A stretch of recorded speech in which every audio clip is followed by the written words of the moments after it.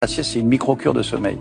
Et si vous êtes en déficit de sommeil, on sait que à partir de moins de 6 heures de sommeil, épidémiologiquement, vous avez des risques d'hypertension, même de problèmes cardiovasculaires. Donc le fait de faire la sieste permet de minorer finalement ce déficit de sommeil chronique que l'on a, qui a des effets cardiovasculaires. Et il y a d'autres bienfaits concrets sur la santé?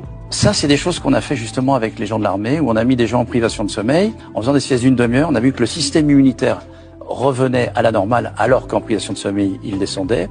Et on a vu également que le cortisol, cette fameuse hormone justement qui est du stress, eh bien se normalisait après une demi-heure de sieste. Donc rien qu'une demi-heure de sieste est thérapeutique. Mais rien que, idéalement, c'est pas plus d'une demi-heure, de toute façon, une sieste. Après, si on rentre dans le détail de la durée de la sieste, il y en aurait 3 potentielles. Celle-là, celle qu'on parle entre 10 minutes et 40 minutes, qu'on appelle nous la sieste du navigateur, mais qui est la sieste dont on parle, qui est réellement régulatrice. La sieste dont on parle le week-end notamment, ou en vacances, c'est celle qui dure en moyenne 1h30, mais 1h30, c'est une moyenne. Il y a des gens qui font des cycles génétiquement d'1h15 et d'autres 1h15.